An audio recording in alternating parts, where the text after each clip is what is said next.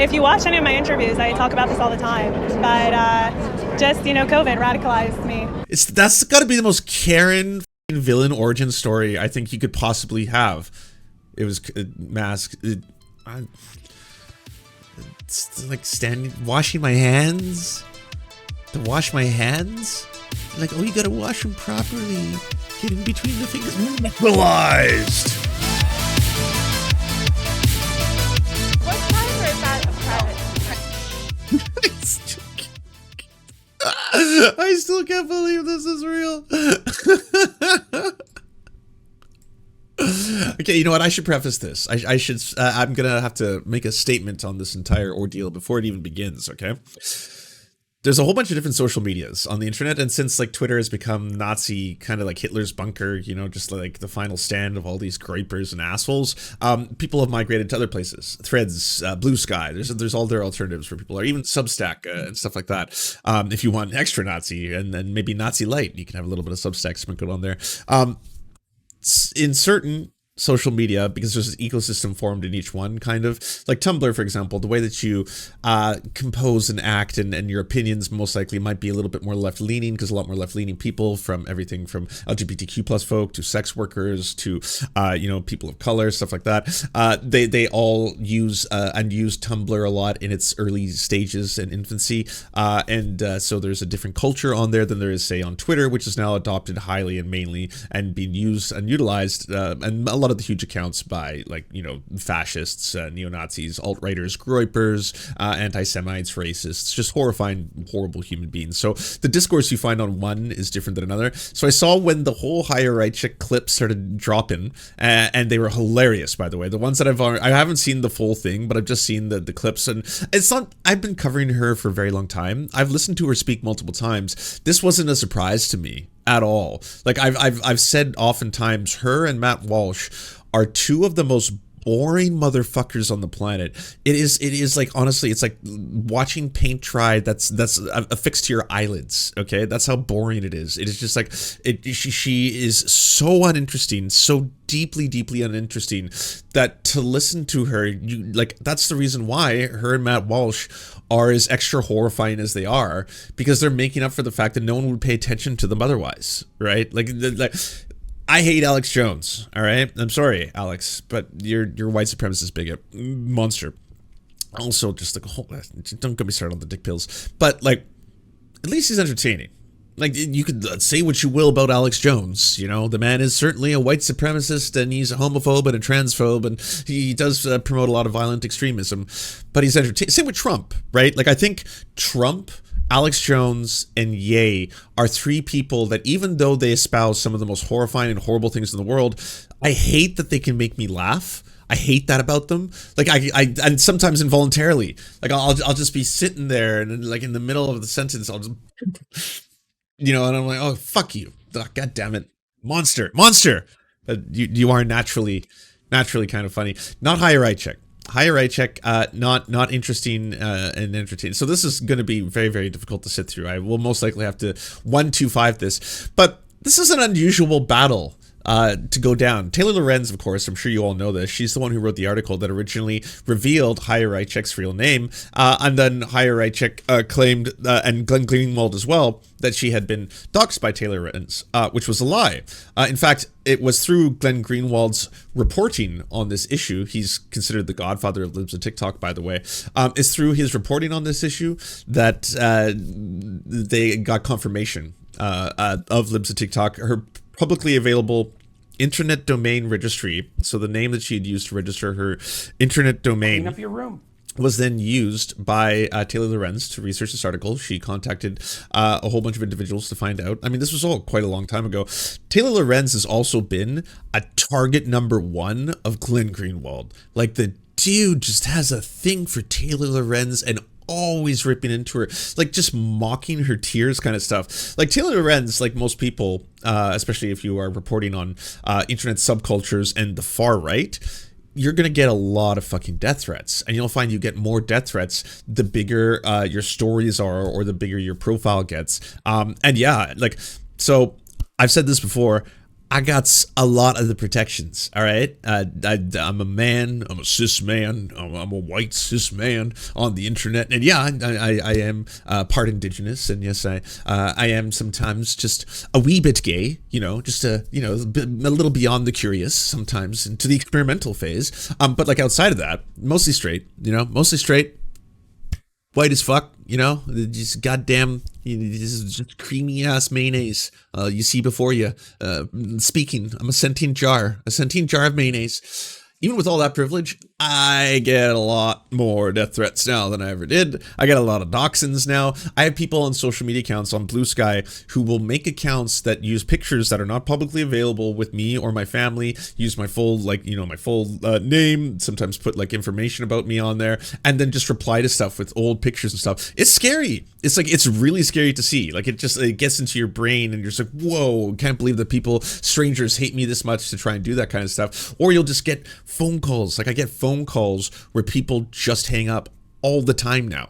And it's really creepy, right? Like you block the numbers, you report the numbers, all that kind of stuff. But that's just reality. And this is, again, I'm not a woman on the internet.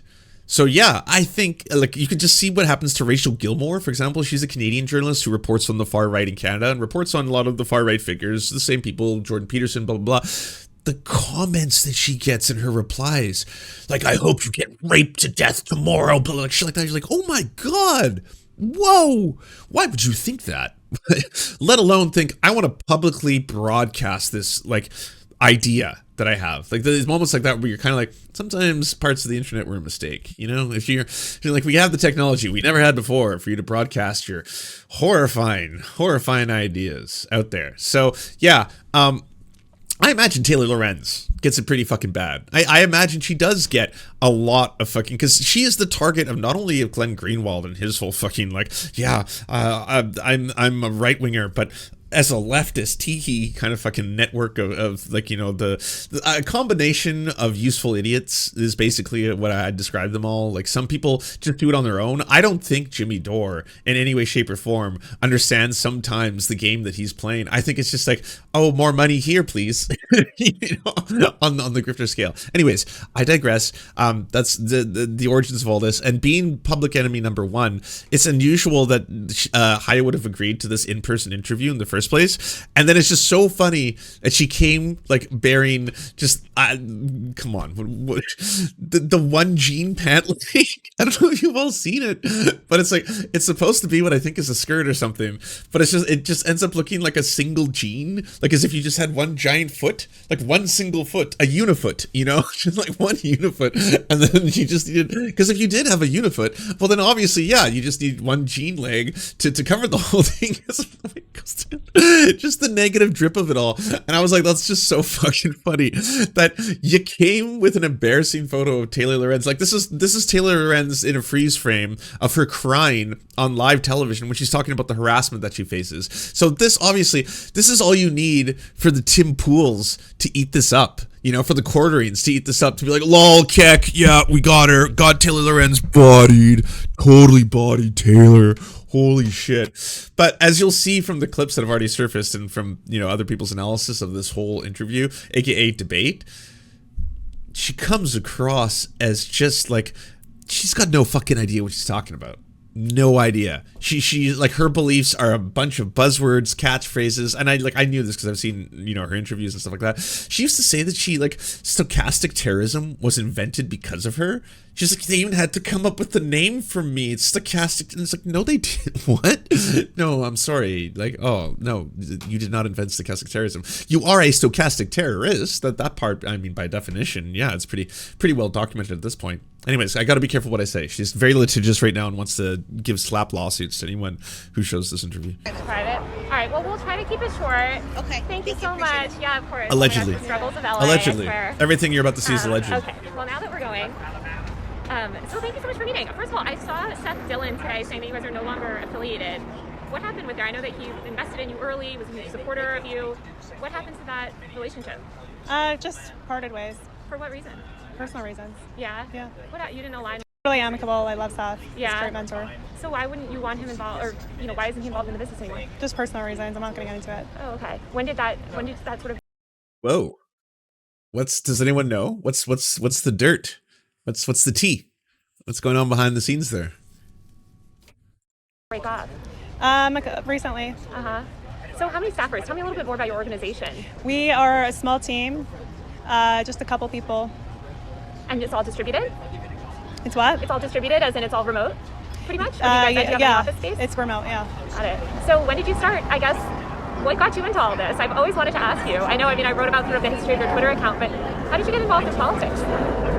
If you watch any of my interviews, I talk about this all the time. But just, COVID radicalized me. Yeah. Again, the most boring origin story. I fell into a giant vat of acid and it permanently changed my skin and appearance. And due to my, previous attempts to become a stand-up comedian, I now had all the evil origins I needed to take over Gotham. Like, it's like, masks were itchy. I didn't want to, yeah. That's got to be the most Karen fucking villain origin story I think you could possibly have. It was mask. It's like washing my hands. To wash my hands, and like, oh, you gotta wash them properly. Get in between the fingers. Radicalized. Libs a TikTok is creating. They were like forcing us to wear masks and not letting us leave our homes. And I'm not that far off. They weren't allowing us to leave our homes. We only were allowed to do it to go to public areas and outdoors, and even then they didn't really enforce it, so we were allowed to do.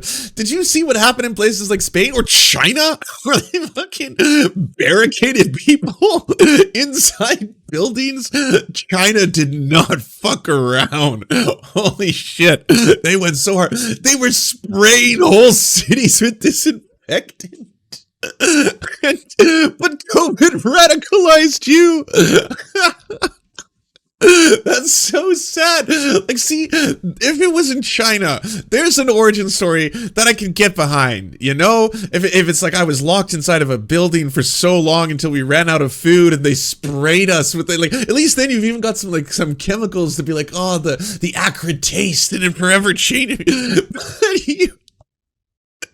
In America? Are you kidding me? I didn't like it. Yeah, we had to. No toilet paper.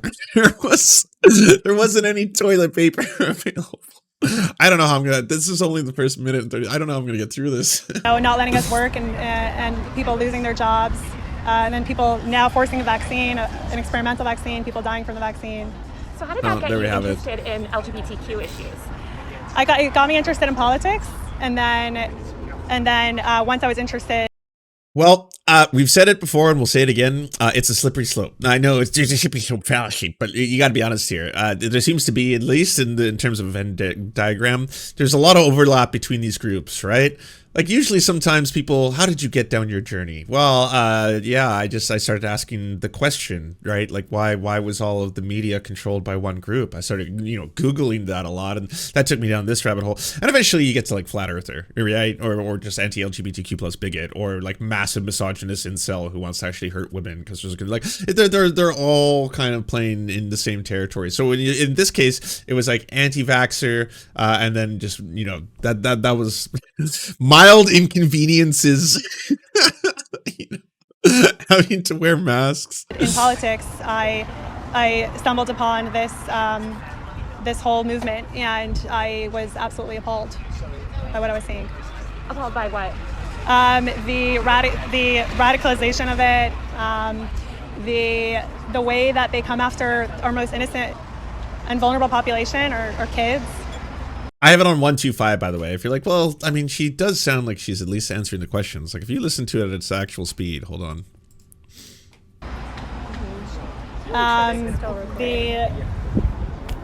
The way that it makes, there's nothing logical about it. There's nothing logical about chopping off kids' body parts. There's nothing logical about giving kids porn in school. There's two sexes, and that's it. There's nothing logical about all of the made up things that I'm scared of. I agree with that sentence, right? Because you're just listing a whole bunch of like make-believe problems. Like, no one is on the other side. That's what the right wants you to think, though, right? Like, how else do you just justify trying to oppress minorities? You gotta make up some wild things. Well, yes, they're mutilating the genitals, and now they want to give dildos to students and show porn in schools, and they've lost their minds. They have, those queers. I told you, it was only a matter of time. So, you know, anything out of that, it's just based on lies and nonsense. Yeah. Did you grow up, I know you grew up in a sort of a more conservative community. Did you know any LGBTQ people growing up? What was your exposure to that community just in life prior to sort of understanding the world through politics? I never really paid attention to it. So you didn't have any LGBTQ friends or anything, No. family members? No. So your first exposure to the LGBTQ world was through basically learning about it through the media ecosystem? Through themselves, actually. They would say exactly what their intentions are, what their whole movement is about. Uh-huh. So I Yeah, so again, I mean, you're kind of starting to get a little bit of the origin here. So, mild inconveniences. She goes full Karen, like, you know, dark Karen, actually. This would be the origin of, like, the dark Karen arc. And then at that point, she starts getting really, really upset about having to wash her hands and not having enough toilet paper. Which, yeah, mild inconveniences, they can be rough. And then that makes her learn about the vaccine, and then that's a whole lie. And then suddenly she decides she has to dedicate her life to making trans kids' lives scary. Now that jump is a little weird, and I see Taylor's trying to bridge the gap here. Like, Taylor's kind of doing that thing where she's like, it's unusual to me. Did you know any people who are LGBTQ plus, any gay people, lesbians, trans people, asexual people, like any at all, or no? So I guess you could say that your first exposure to these individuals or these groups would be online, getting it from your own personal media ecosystem. Yeah, from the lies they tell you, right? Because, like, at that point, she's basically doing what Libs of TikTok does. She's already kind of teasing you that, like, this is what I'm going to do. I'm going to take videos of people just existing, by the way. That's what they always fucking are. It's always like, hey, I use they, them pronouns. I'm happy. Like, the other day, Libs of TikTok, she tweets on a picture of this dude. It was a video of a dude who looks so fucking content. He's so happy. He's literally just making TikTok videos of how happy he is. He's like, oh man, life is amazing. You know, I'm so happy and proud to be trans. I'm so happy and proud, you know, to have people who love me and be surrounded by that. He's like smiling, you know, showing off his incredible physique and all this kind of stuff. And she's like, misgenders him, obviously, in the post, and just immediately it's like, this is like the vile lies they tell you, and they pretend to be happy when I was like, again, you just come across as so deeply miserable and weird. Fucking weird. All these weirdos, you know, just standing there. And, like, it sucks that some people buy it. Like, some people, the Joe Rogans who might not have been, well, he was already kind of going down his own pathway, but the Joe Rogans who are like, you know, Libs of TikTok, bro. They show you Libs.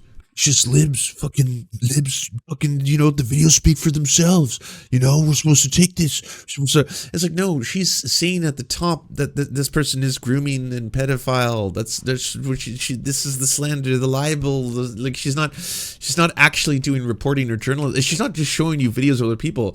She's doing color commentary. This is an op-ed, but by a massive ass bigot, you know? A massive ass bigot. learned about it through watching their own videos.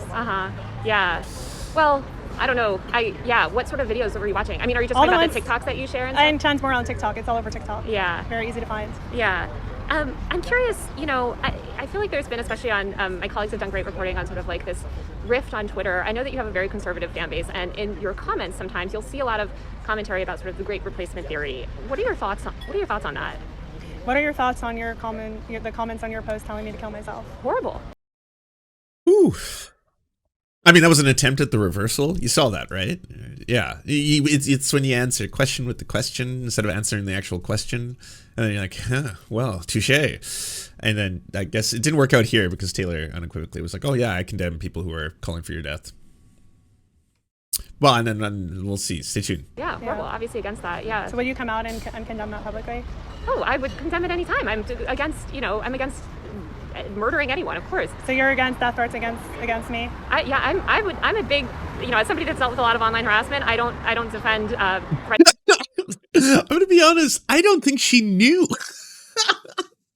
like when you are just surrounded by your like circle of hatred and you're all just fucking, you know, high on your farts, like there's no chance in any world that any of these individuals are like, oh, so Oh, you're not all horrifying and evil like I am. Oh, okay. Weird.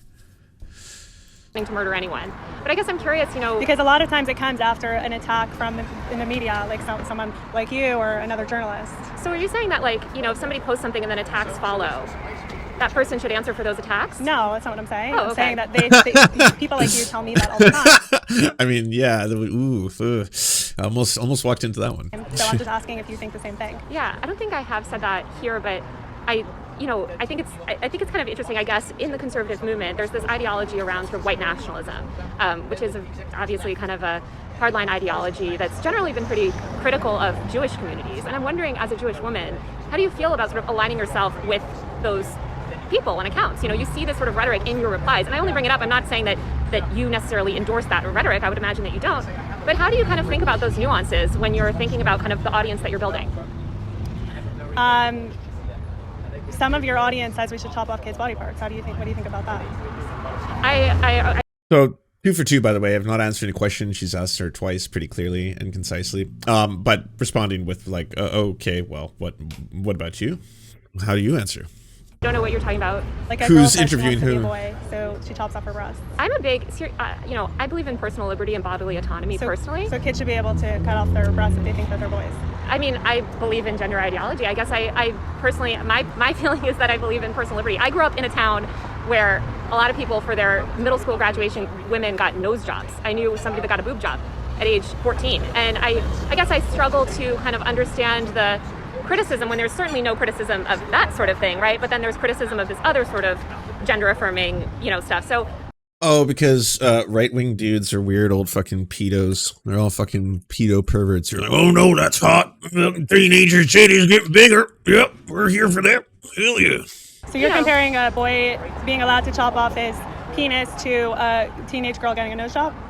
Grayskull, by the power of you, thank you for the £2. You need to roast the Quarterines video on this. This one's 53 minutes of the actual interview. I don't know if I can sit down and watch the Quarterine fucking be like, oh, so epic and based. This is a picture. This is a t-shirt based. Well, just to be extra clear, I don't believe that 13-year-olds are able to make those sort of medical decisions. Minors are, yeah. Oh, really? And where? Yeah. Children's National Hospital in DC gives 16-year-olds hysterectomies. Oh, 16-year-olds. They gave me that. They told me that directly. They said 16 girls and younger. That's what they said. So hysterectomies. There are definitely. To be clear, because I know exactly what she's talking about, because I listened to the entire leaked phone calls that Libs of TikTok did in conjunction, and Matt Walsh and then Tucker Carlson started releasing these bombshell leaks. They didn't actually talk to doctors or nurses. Yeah, that's the part she's going to admit right now, because again, none of the right wanted to do that. They were just fine being like, well, this leaked bombshell by Libs. They spoke to receptionists, and I'm not trying to downplay the important work that medical receptionists do at hospitals or that they do on the behalf of people who work at hospitals. A lot of people who work at hospitals, they are unsung heroes, okay? And they are necessary to keep us all alive, so we should be praising people like nurses, but also people who do, like, custodial work for hospitals. Very, very necessary people who work there. Receptionists, no exception. They're not doctors or nurses. They are not experts in their field in order to be able to tell you specifically what you are or not able to do. So you have to look towards the official statement put forward by the hospital that no, that there is not bottom surgery being performed on 16-year-olds. That is not factually accurate. And again, the person in question here, Chaya Raichik, she was speaking to people who were like, so we want to set up an appointment for you. And you can set up an appointment to meet a nurse or a doctor. And then she would keep pressing them and trying to talk to the receptionist again and be like, yeah, I just want to know, can my doctor is 16 years old, can like, she get surgeries and stuff like that. It's like, well, it's best you speak to a doctor. We'll set that up for you, and then they'll be able to answer some questions. That's not a leak. That's not a bombshell. That's not anything. This is simply you not understanding the chain of command. That's all that shows. Only minors, I know for sure as young as 12 who are getting double mastectomies. They definitely allow vaginoplasties for minors and phalloplasties. I'm not aware of a specific case of a minor, but they allow 18-year-olds. Yeah, which 18-year-olds, you're an adult. But let's just get back to the great replacement stuff, because I'm curious, what are your thoughts on that whole ideology? I mean, how many? There were times that there were some months over the past 3 years that there were more illegals coming into our border than children being born in the U.S. Does that not look like they're trying to replace us?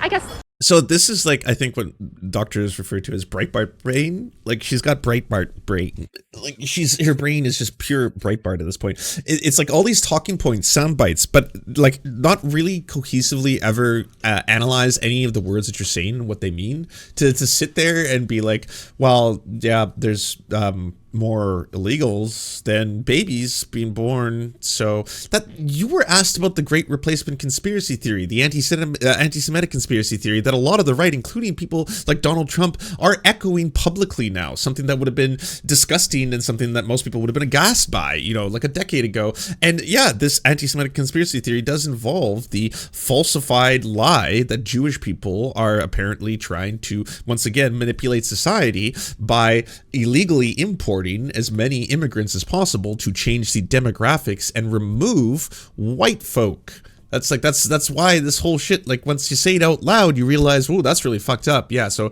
should you not condemn that? Condemn both the fact that it is prevalent amongst your fan base and amongst the right now? Sort of imagine America as a melting pot. Isn't that sort of what America was founded on? No, but they're actually bringing in more people than are actually being born.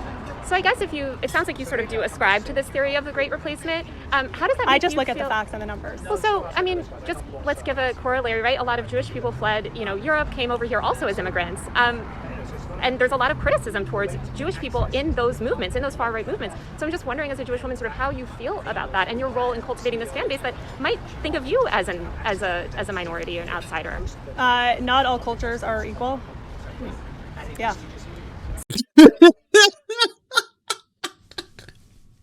Clean up your room.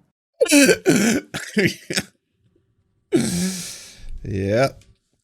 I see your statement and I raise you a dog whistle. One hell of a dog whistle. Holy fuck. And they are bringing them in to replace us. And yeah, I think people from various countries, they're all different. So, I mean, yeah, now she's just straight up saying it out loud. Just back to the sort of education stuff, I know that you're interested in removing a bunch of books from libraries that you consider inappropriate. I was just wondering, out of all the books that you've sort of tried to get removed, how many have you read? I've read a couple of them. Which ones? Genderqueer. I've read This Book is Gay. I've read Flamer. I've read, what were some of the other ones? My Shadow is Pink. It Feels Good to Be Yourself. I would like a follow-up question, just to tell me what they're about, because I'm pretty sure, like genderqueer, for example, I'm gonna guess it's about pornography and blowjobs. Like if you were to ask Chaya Raichik, what is genderqueer? What's the story about? She'd probably be like, it's about teaching kids how to give blowjobs. I bet you. There's so many more. Tons of them. How do you kind of square, would you say, I feel like you are, or at least I feel like you've spoken about free speech before and the need for free speech and sort of supported Elon Musk's sentiments in that area. Would you say that you're a free speech supporter? Yeah. So how do you square the sort of being this free speech supporter with wanting to ban literature? What kind of literature? Any kind of literature. I mean, I would think that what kind of literature am I trying to ban? Oh, I thought you were just trying to say you've made an effort to get books removed from schools. What kind of books? Books dealing with LGBTQ people and sexual No, that's education. not what I said. Oh, so you're not trying to get any books banned from school? That's not what I said either. Okay, why don't you explain to me how you're thinking about this? You just accused me of wanting to ban books. What kind of books am I trying to ban? You tell me. I'm not trying to ban anything. But you're not trying to ban any books. Who said I'm trying to ban books? Are you trying to remove books from libraries? From public school libraries. Okay. So how do you square your sort of notion of free speech and free expression and allowing...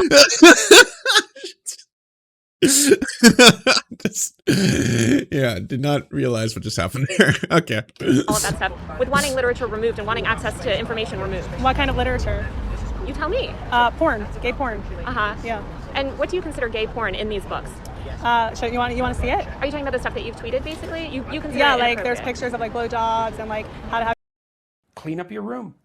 Oh, good timing. That it almost sounded like it was like, it's like the award sound, like the ding ding ding. That she stands behind all her old tweets, most of which have been saved on the Wayback Machine, by the way. They're still admissible in court if you wanted to use the Wayback Machine and the links to them, where she's improperly labeling people as child abusers, pedophiles, groomers, simply for existing. It's like her whole kind of like sleight of hand is that she mixes that in with the actual, sometimes videos of actual child abusers or actual pedophiles and posts them up and be like, yeah, like, because obviously there are child abusers, there are pedophiles that exist, and they are going to appear in the news. She'll upload some of those videos, but then the majority of them are simply people who are LGBTQ plus, who are talking about LGBTQ plus issues, or just being like, I'm a teacher, I'm a doctor, I'm a nurse, I help trans people, or I am trans, or anything like that. And then she'll add the same thing: groomer, pedophile, they're coming for your kids, abuser, all that kind of shit.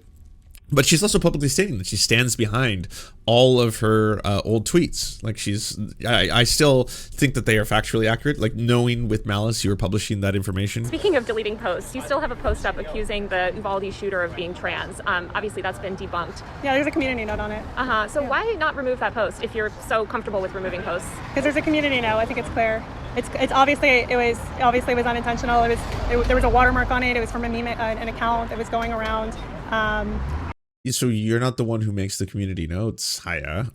You're saying it as if like, oh, I did the right thing. I allowed myself to be community noted.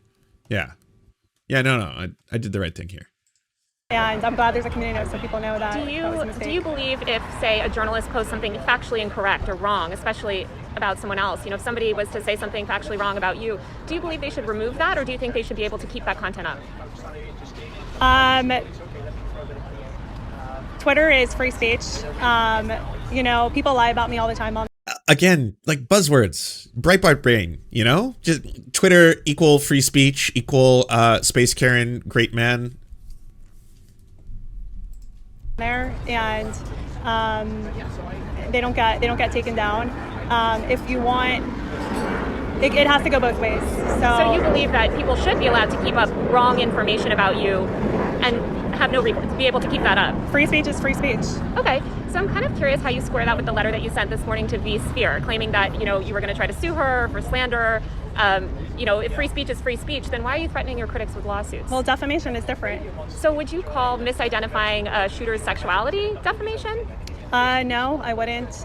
Like I said, there's already a community note on it, so I'm glad that people now. And you admit that it's wrong, right?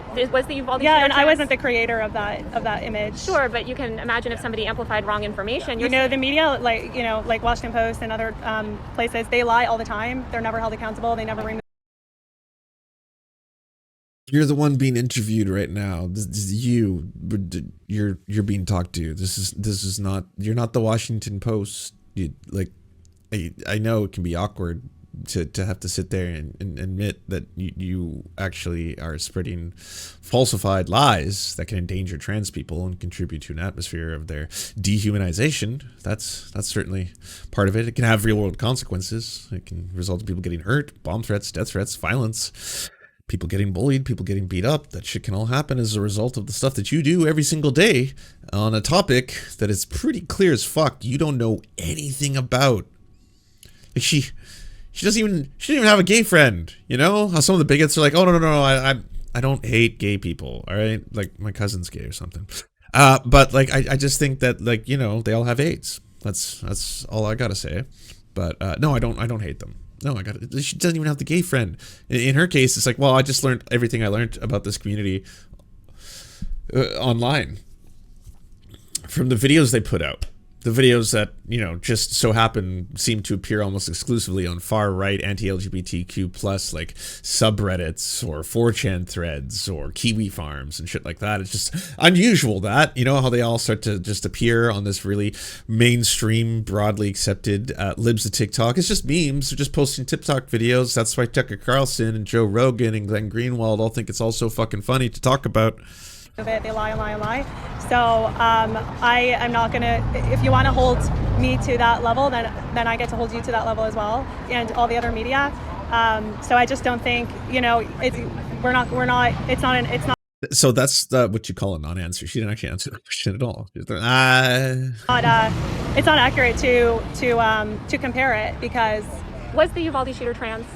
The Uvalde shooter wasn't trans. Got it. And so I guess knowing that you've posted wrong information, you're saying it should stay up and everybody else should be allowed to keep whatever they have up as well. Is that sort of your stance? Am I accurately understanding it? Is there a law against... No, I'm not asking law. I'm just asking your personal sort of opinion. I'm just kind of curious because it seems like you have come after other people, such as vSphere and other critics, saying you posted wrong information about me, take it down. I totally get that. That's your prerogative. It's different with defaming a journalist like that. they're defaming me. And you don't think that calling a shooter trans when they weren't trans is defaming anyone? No. Okay, interesting. I guess I'm They're like, By the way, what Taylor Lorenz is doing here, and I know Taylor Lorenz got a lot of criticism. People were like, how in the world could you platform this fascist? And I was like, to be completely clear, I don't think like Libs of TikTok is going to go away completely because everyone pretends that she doesn't exist.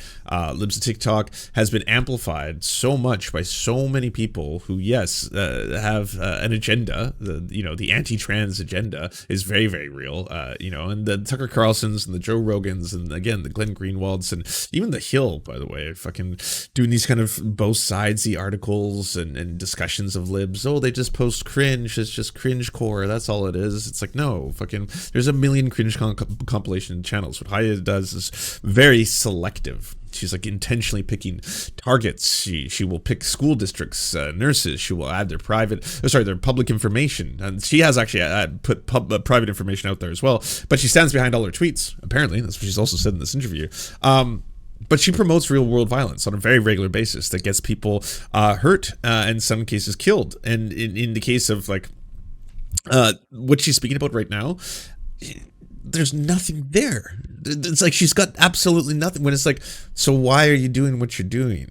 Why, like, do you not consider that defamation? Is it not defamation for you to lie intentionally about a serial killer or a mass killer or a mass shooter or a murderer or someone who's committed an atrocity, specifically lying that they happen to be trans because that's the thing you don't like and so you want to associate it with bad?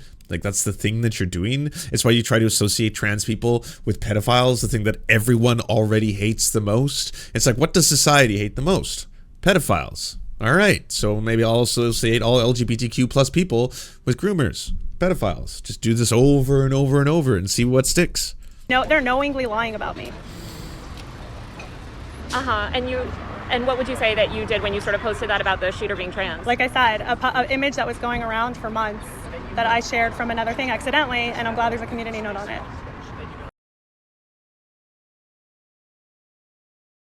Got called out for your lie, your defamatory lie, one that, yes, can have real world consequences. And still, you're just sitting there. It's because, like, like a lot of these fucking assholes, Christopher Rufo, Andy No, fucking Matt Walsh, Crowder, Poole, all of them, they get to hide behind the whole plausible deniability of the fact that they're all doing it. They're all profiting from this, right? Like, and until YouTube ever takes an actual stance against any of them, they're going to continue to do it. They're going to continue to get people's lives endangered. And it is proven to be a very successful pattern. Inflammatory, outrageous content, debunkable, based in lies. They all spread multiple lies about multiple different instances in which afterwards you can clearly look towards this is falsifiable, right? No corrections, no apologies, no retractions, and no deletions unless it's something that I'm sure a lawyer's been like, you are going to get sued the fuck if you leave this tweet up kind of stuff. But just, community notes, it's fine. I know you come from a more traditional family and sort of a more traditional culture. What is your family and think of your success? You've made a huge career for yourself. You're obviously a rising star in conservative media. How's that affected your interpersonal relationships? I'm not going to get personal. It's my personal relationships. Yeah. How's it affected your life? I mean, just dealing with this sort of fame relatively overnight. So, I mean, thanks in partly to you, there's been a lot of death threats, a lot of really nasty messages. But you seem kind of proud about the press that you've received. I mean, your profile picture is holding up a newspaper with you in the headline. Yeah, a newspaper where they just basically lied about me. I thought it's funny that they just continue to make up these lies and libels. You've gotten even if you discount the mainstream media and just talk about the conservative media, I think your platform has risen pretty significantly.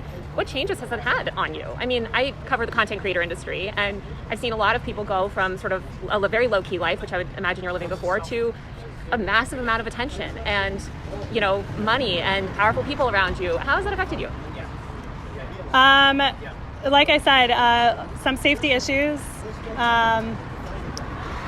In part thanks to you and to some other members of the media. But I'm not going to get into my personal life. Oh, no, not about your personal life. I'm just wondering about your career aspirations. Where do you see yourself in 10 years?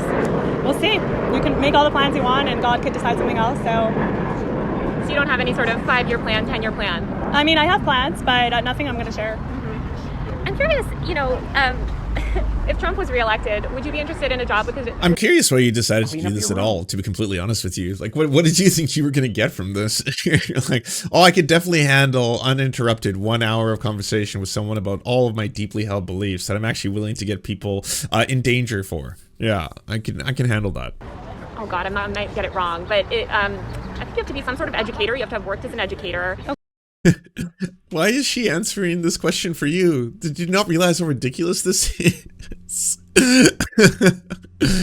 Well, what are the qualifications? Honestly, what are they? I have no idea. I don't know why they hired one. Yeah, I was a teacher once. You were? Yeah. Okay. So you feel like that qualifies you to sort of inform policies in Oklahoma? I wasn't aware of any kind of qualifications that they require. I don't believe they require any qualifications. Yeah, I was So- thinking more even just informally, but that makes sense. I guess, speaking of Oklahoma, obviously we saw the tragic death of Nex, a Yeah, young very child. tragic.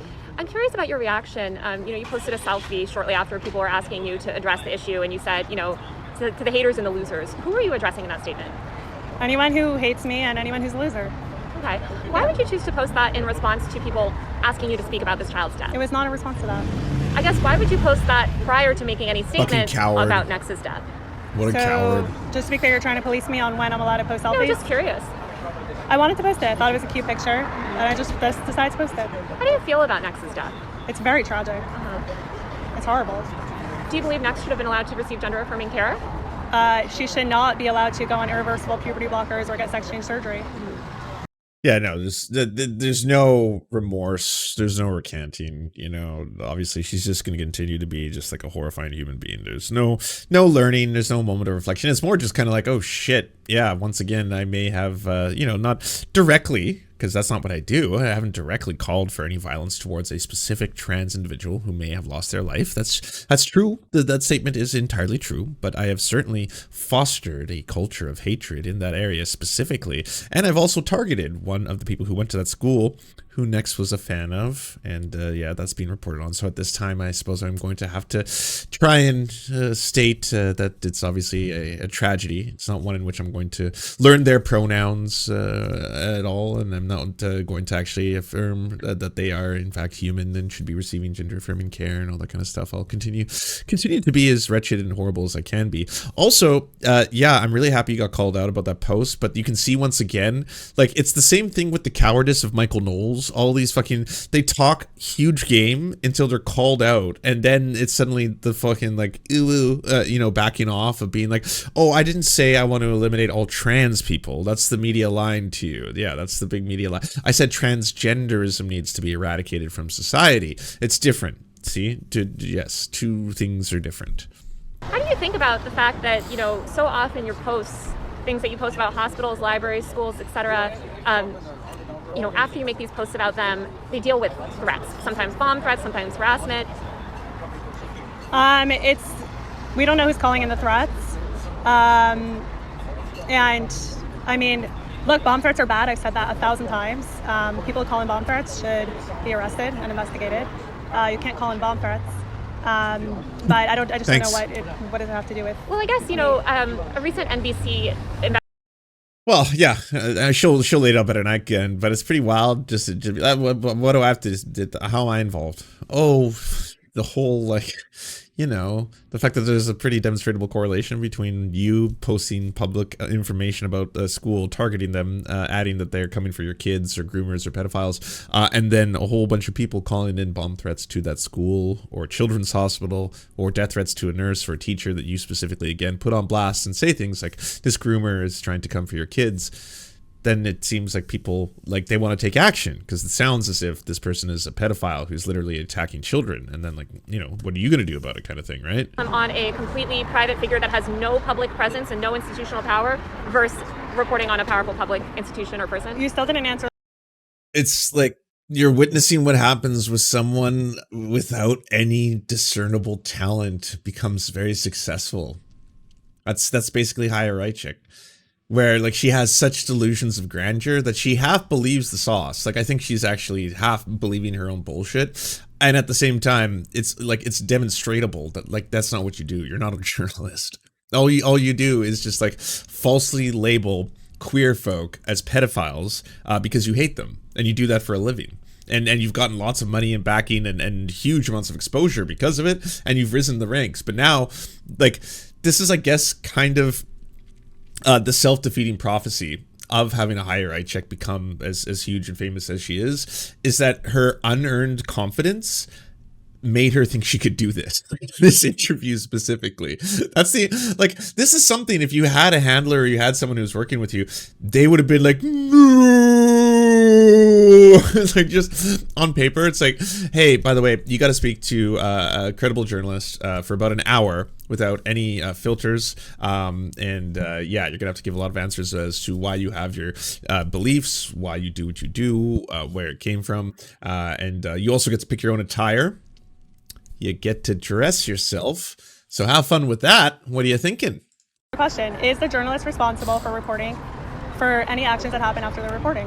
Personally, I think that journalists should take care and should consider sort of the framing, and I think that they should do their best not to appear as if they encourage that sort of behavior. I've noticed that you haven't necessarily publicly condemned that behavior, publicly told your supporters, listen guys, stop calling in these bomb threats. Who said it's my followers? Do you have information that it's my followers? I guess who else's followers would it be? I don't know. So there's 300 million people in this country. So you post bomb threats follow, and you're saying it might be just unrelated people?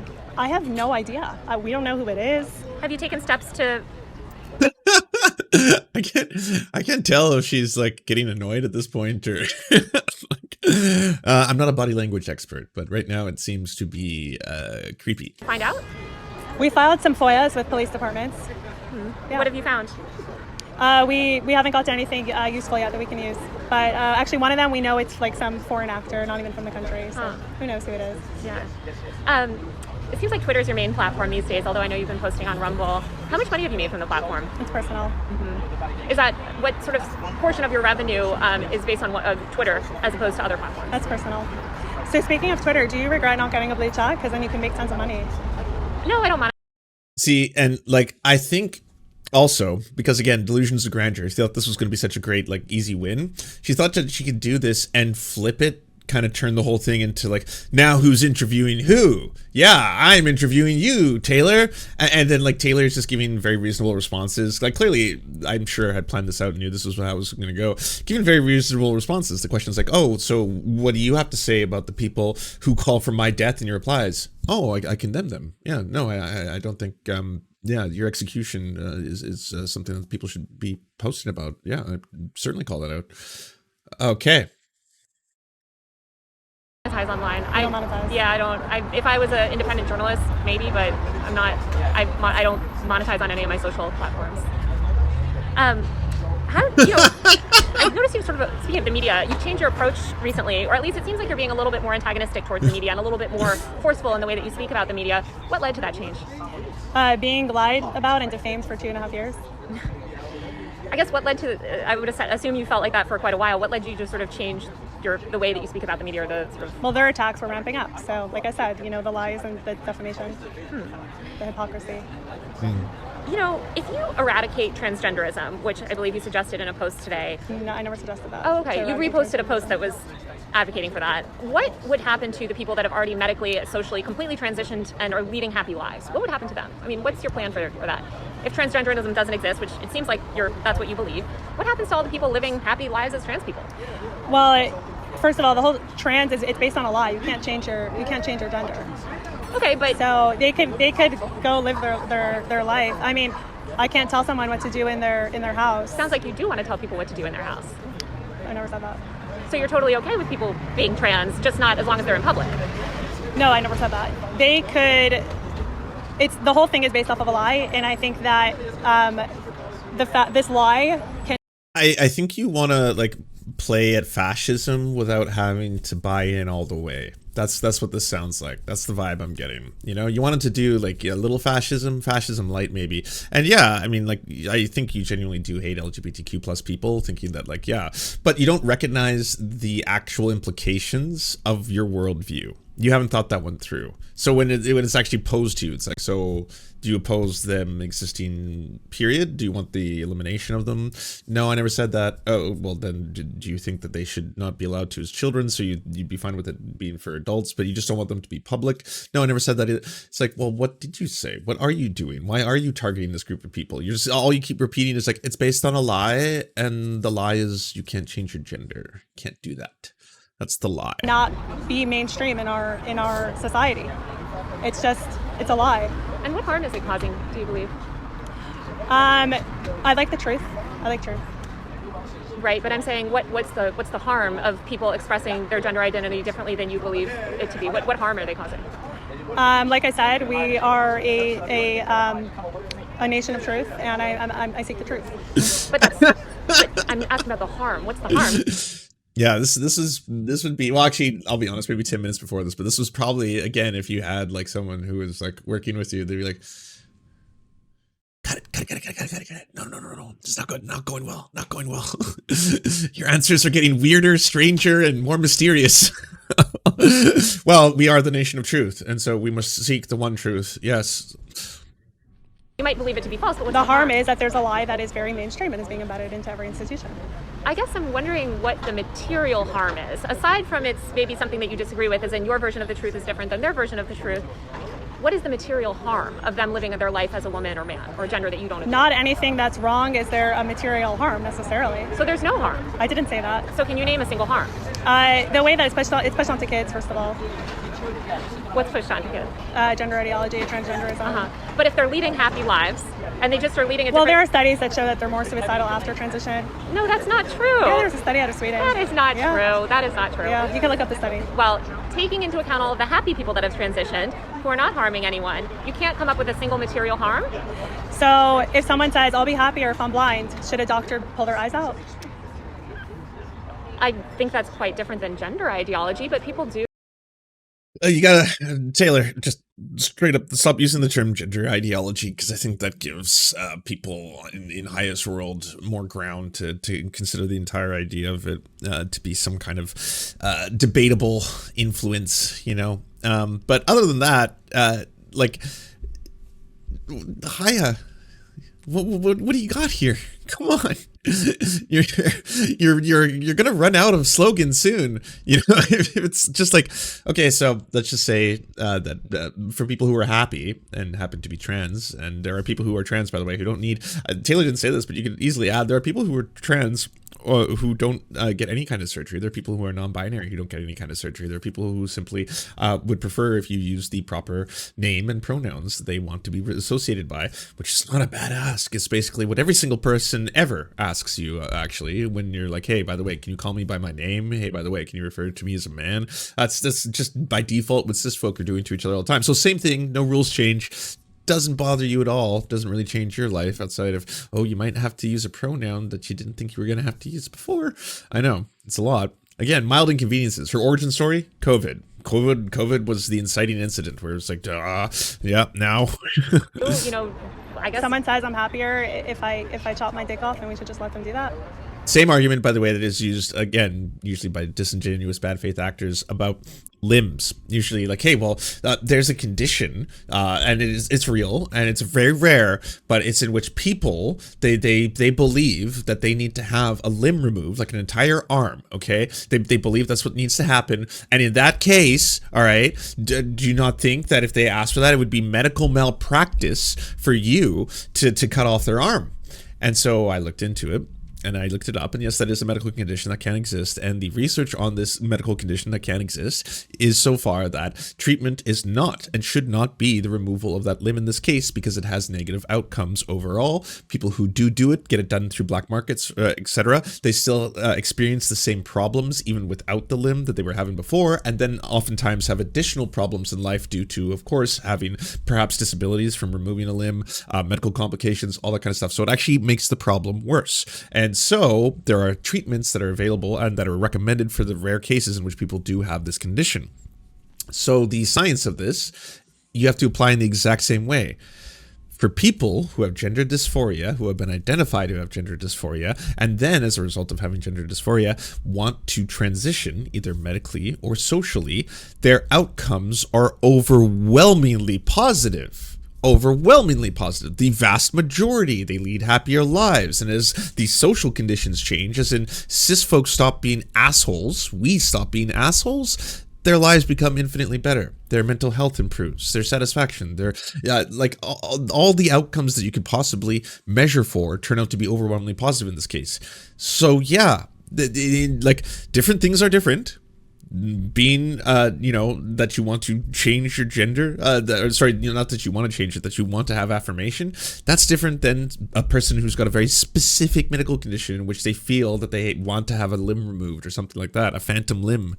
I think, you know, there's a lot of gender affirming care that women do, right? I mean, women ascribe to certain gender things. You see women getting boob jobs to affirm their gender. I mean, we're in Los Angeles. We see this kind of gender affirming. So again, you're comparing boob jobs and nose jobs to they're people gender affirming. Being, buying into the lie that they could. Pimple's beanie is gender affirming care. It's the gender affirming care of his choice. He does it because he doesn't want people to see what his like head looks like without the beanie on. So I mean, like it's something for cis folk that you don't even think about all the time. You know, if you're a man and you want to be more masculine and more muscular, because that's what really defines a man for you, and you hit the gym a lot, well, yeah, you're doing a form of gender affirming care. People then see you and perceive you in a way that affirms your gender, and then you're like, oh, okay, I like this. And it's not, again, there's not a lot of gatekeeping when it involves surgery for cis folk, right? When cis folk want to, say, have a breast reduction surgery, that's not something in which it's suddenly like, whoa, that's mutilation. You're mutilating your own titties. I think this only applies, and the gatekeeping in addition to that usually only applies when it happens to be trans people, and when it happens to be something that is going to, again, have very positive outcomes for trans people. The same things start to apply, where all of a sudden, oh, well, no, this is not a surgery to ameliorate perhaps your posture, the back pain you were having. If you're a guy, you can have breast surgery to remove breast tissue if you have certain conditions in which you cannot get rid of it, and it as a form of gender affirming care, you need to have some kind of a surgery that's actually going to, again, remove what people are associating with the feminine and calling you like a woman for. Like, you know, but again, you don't think about it. Breast enhancements are gender affirming for women. There's a lot of women that feel small chested. They feel like it would be gender affirming for them to have plastic surgery, and they're allowed to do it. And I noticed that you don't critique that. I guess I'm curious, Chaya, you know, there are a lot of people that have ideas about women, right? And about what makes a woman, right? What makes a appropriate woman? How should a woman? You're saying you're against people sort of like living lies or living outside this ideology that you've constructed. Some might say, look, we're both women over the age of 25 working. I certainly don't have kids, you know. They might consider that not okay for a woman. Do you think it's up to that? Do you think it's okay for them to dictate how, you know, you live your life as a woman? Do you think it's up or sort of where does that line get drawn? So again, you're comparing boob jobs to a teenage girl chopping off her breasts? Well, first of all, teenage girls get boob jobs, but breast enhancements are gender affirming for many women. I'm asking you, why is it that people have to live under your sort of view of gender? And it's not my view, it's science. It's facts, it's biology. But biology, if we're talking biology, there's a spectrum of gender. There's people that are intersex. That is a rare medical condition that has nothing to do with someone deciding that they could be the opposite gender. Even at its most conservative, we're still talking about millions and millions of people in the United States alone who would be identifiable as intersex. And then, yeah, that doesn't necessarily make them trans either. Again, it's one of those things where the science is overwhelmingly in the opposite direction of everything that you espouse. You have to live in such a backwards place where you just rely so heavily on the one Swedish study. The one Swedish study can save my bigoted views. And it's like, no. I mean, like, this is something, again, meta studies, data, overwhelming amount, the complete scientific consensus. Every major medical association in the United States agrees upon this one, including ones whose like direct fields, because we often speak about gender and we often speak about genitals. Those are the big ones that people often like to bring up, but not as much as spoken about hormones and the discovery and the research of the Endocrine Society, for example, and how hormones affect the development of human beings and a lot of things that we associate with gender. It should be absolutely mind-blowingly fascinating to learn things like, hey, once we start doing hormone replacement therapy, you will see physical changes occur to you that some people have called miraculous, like hair growth, all of a sudden, if you are someone who was bald before, you suddenly start having hair growth again. The formation and storage of how your body stores fat, so you can start to see the growth of breast tissue and stuff like this. Changes that we usually associate with the masculine or the feminine. And that again, a lot of societal expectations are associated with that. But yeah, it's pretty incredible that, again, the role that hormones and hormonal balance plays in the body, the development, and things that we as a society associate with gender. It's that instead of being like, that's cool, you just went in the opposite direction. That's a lie and part of an ideology, and the whole thing is being put in there to get surgery for minors and dicks chopped off. I guess I'm still kind of struggling to understand how you think, if your view, say tomorrow Trump is elected, he says, all right, we're going to all live by Chaya's, decisions, right? What about all these happy trans people that are living their lives? They're not harming anyone. What harm are they doing by living their life as a woman who've medically transitioned? They're adults. I understand you have problems with kids, but with adult trans people, what's the harm that they're doing to society? To society, they're spreading a lie that is affecting children also. So you just believe gender is a lie. And what if somebody said to Trans, you can't change your gender. And what if somebody said to you, you're not a real woman? You're not a real woman because maybe you don't meet these certain specific definitions of femininity. That's fine. I don't care. They can call me whatever you want. But what if you would be forced to live by that system? Do you think it's fair that you would, be forced? Is that based in like? Ooh, I feel like you're almost making progress, like almost as in like, not that she'll ever, like, obviously she's got too much of, she's too far gone to ever like be someone who's going to actually understand and accept science, reality, all that kind of stuff, right? But just to put it in there for, say, the Libs and TikTokers who follow this kind of stuff to have to get their brains wrapped around that, just for a minute, if you were, what if society was forcing you to become another gender? Because that's how far you'd have to take it, right? So for me, I'm a cis dude, I'm a man. I in no way am being forced to have to be a woman by society or by societal standards. But what if I was? What if I had to take a regimented amount of hormone replacement therapy? So I started growing breasts, and I had to grow my hair long, and I had to start wearing makeup, and I had to start doing all this stuff to conform to what societal standards are of a woman. I had to change my pronouns against my will. I had to change my name against my will. And then everyone around me would like basically misgender me all the time. And how would that make you feel? I was like, that sounds like a fucking nightmare. Are you kidding? What? No. That's some Cronenberg shit. No, yeah, are you kidding me? The body, like the dysmorphia I would experience, the horrors I would experience, the depression, anxiety, like all of that, and like, yes, that sounds really fucked up. So okay, that's what the lived experience could be for a trans person if we don't accept the science behind this, if we don't actually accept as a society the reality, especially because there's more cis people than there's trans people. The overwhelming majority of the population is cis, and yet we are making lives harder for people who are trans by not learning any of this shit.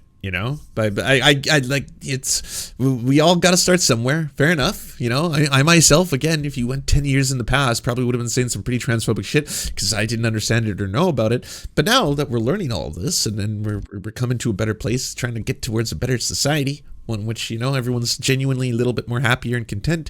There's just a few subtle changes that you got to make. Use a pronoun. Use the same way you use them all your life. That's the other part of all this. It's like mild inconveniences, for us cis folk. Just mild. What? I gotta learn a new word.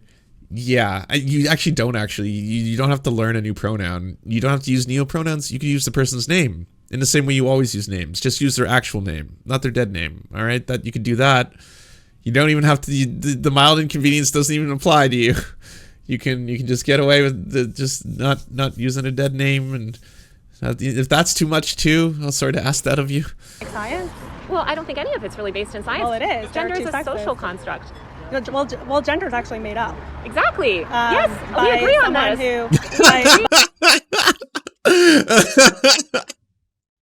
Uh-oh. By a child predator, by a pedophile. We don't. Yeah, we lost you. Gender is actually, some might say, a social construct. Yes, yeah, that's true. Totally true. Yeah, there's so much to explain this, right? And that's a lot of the reasons why, like, the very standards of what we associate with a gender can change over time. And you could certainly point to different periods in time when it actually would be considered incredibly what we now define as feminine to be masculine in that era. I mean, men were wearing makeup, and then they were incredibly dainty, and then they were like, no, none of that. It was started by a pedo. Yeah, invented by a pedo. Agree. Yeah. So he made up gender, and now they conflate the two, and they use it to basically trans kids. So there are actually two sexes, and there Is she talking about Foucault? genders, and there are many personalities. That's what I believe. By the way, I'm never going to defend Foucault's fucking, advocacy for pedophilia kind of stuff. Like, yeah, obviously that's just disgusting. But to say that, I don't know if she is mentioning Foucault, but if to say that Foucault single-handedly invented gender, that would just be categorically wrong. Okay. You know, a lot of LGBTQ people say that your posts cause an enormous amount of pain. How does that make you feel? How does it make you feel that your reporting on me causes me pain? I feel sad for that, honestly. Yeah. So would you stop? This is like the 5th time you've tried this. This is the 5th time you've been asked a question outright, and then you just try to reverse Uno card, and like, it's not working yet. Because every single time, it's been a very reasonable response. It's like, what do you say about people who call for my death, who say that I should be killed? Oh, I categorically, I would condemn that. Good. No, I'm a journalist and you're a public figure. But I'm just talking about, you know, these non-public figures, right? These non-public figures that are... Well, if you put yourself out there on a public platform, then you're kind of making So yourself anybody public. that posts on social media is a public figure in your mind? If you're putting your videos out there with the intention that it should go viral, you want publicity. So if somebody's posting on social media, which then... What about people who just post like them existing? Those ones, the ones where it's like they had to shut down their entire social media accounts. They may have to leave their job. They got fired from their school. They got kicked out of their fucking, like all those people whose lives have been ruined or permanently fucking affected by Libs of TikTok and her defamation, libel, harassment of them. Again, promoting real world violence, knowing full well the potential outcomes that can happen and celebrating it when it does in some cases. Like obviously, she hasn't gone as far as celebrating Nex's death outside of like the whole inappropriateness and horrifying ghoulishness of doing the whole like, this is for my haters and blah blah blah kind of shit on the day that it was announced that Nex had passed away. But multiple other people as well, where she'll like, this teacher got fired, we did it, everyone. And you're like, that person's out of a job, may have just lost their health care, and their lives may be permanently affected by the fact that you've now falsely labeled them as a pedophile when they weren't. They weren't a pedophile. Like, this is a gift to pedophiles. Obviously, the person who's going to be protected in all this by the false accusations of pedophilia are actual pedophiles. Like, if she cared, if Libs of TikTok had any care in the world for kids, right, of which, like, she doesn't. She's fine. She's actually a danger to children. Like, overall, her net contribution to society is she endangers kids' lives. So, because of that, she's never speaking about things like, hey, the majority of pedophiles, the majority of people who are child sex offenders, they happen to be close family, relatives, people in close proximity to children, and that's something that, if you want to advocate for, making sure that less offending pedophiles actually hurt kids, we make this well known and we spread this fact because people need to know that the danger to children sometimes can come from very, very close. It can be family members, can be partners, can be relatives. They are overwhelmingly often cis heterosexual men. Let me stress that again. The majority of pedophiles are cis heterosexual men. The majority of offending pedophiles, cis heterosexual men. Cannot say that enough. Cis heterosexual men, because those are the people who are the pedophiles and committing all the pedophilia.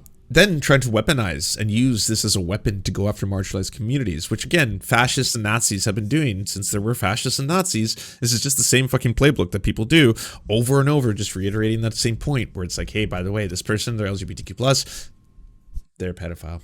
Yep. Now that they've been identified as a groomer, right? And I'm using grooming in my own version of it. I'm not necessarily using it in the way that it's actually used. Okay, this is my own definition of it. No, you don't get to do that. You don't get to play fast and loose with calling people groomers, pedophiles, and legitimately getting people hurt, right?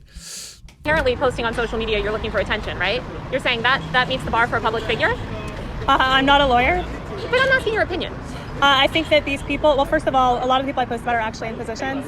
that are public, But teachers, I'm talking about the people that doctors. haven't, right? The individual private citizens that you've posted, who are not, I would argue they're not public figures. You're saying they are public figures because they're posting on social media? They want to be public. They're public. They're going on a public platform and publicly posting a video on a That's so fucked up to say. You don't know that. Yeah, sure, there are people looking for that gram, trying to get them likes in the social media and all that kind of stuff. For sure, there are people who desperately would like to have bigger accounts. There's other people who just use it as a method of communicating. Do you know how many older relatives wish I was using Facebook? Because they're always just like, oh, I wish I could reach out to you. You got to get back on Facebook. I'm like, I can't. I honestly, yeah. But like, no, I enjoy the minions, you know? But like, yeah.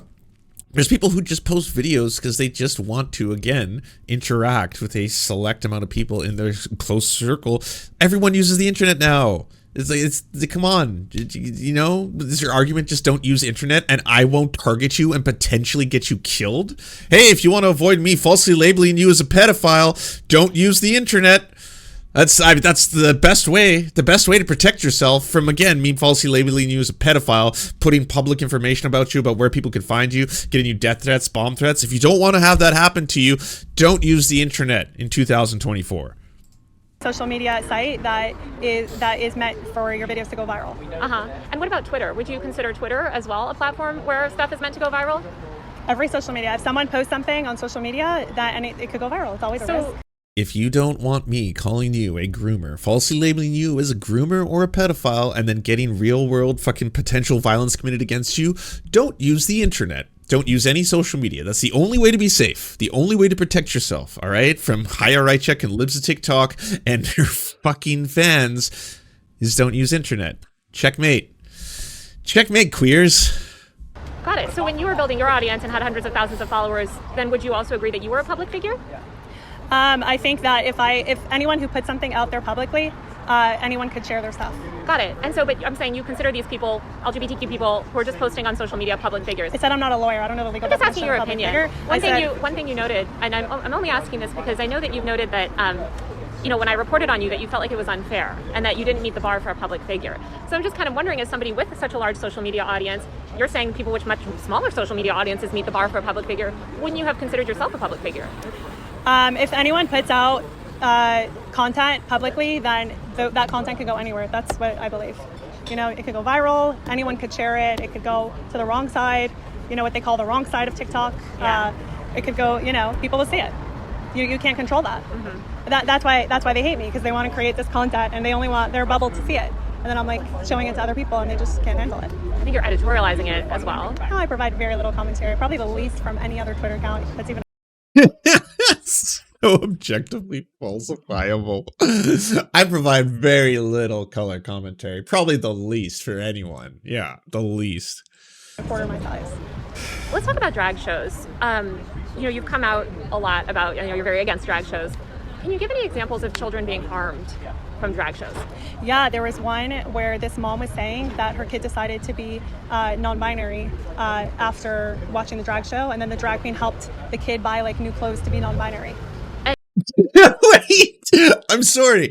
I thought you were going to use one of the many examples, like one of the shoe on head fucking, you know, the whole panic ones, like, oh, it's not going to lick itself was on the wall. And clearly this was like to hypersexualize the kids. You can see this logo. Yeah, it's the ice cream logo from the ice cream store. But still, you can tell these were strippers who were doing like lap dances on the kids and all that kind of stuff. No, this is actually them playing musical chairs. Nice try, shoe on head. But yeah, swing and a miss. Keep on keeping life scary for LGBTQ plus folk, though. Yeah, as a fellow member, that's really awesome. You keep doing that. Awesome. Just great stuff. Thanks for making all of our lives scarier.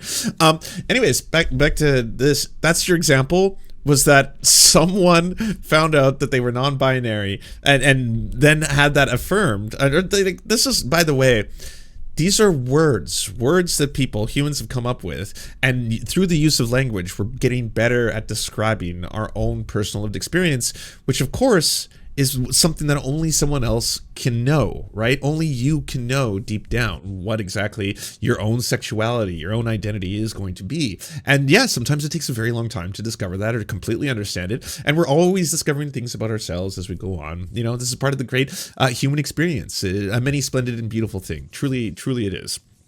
Part of that is that at a certain point, if someone suddenly learns language for something and they have a way of describing it, see, like I didn't even know what the idea of non-binary was like 20 years ago.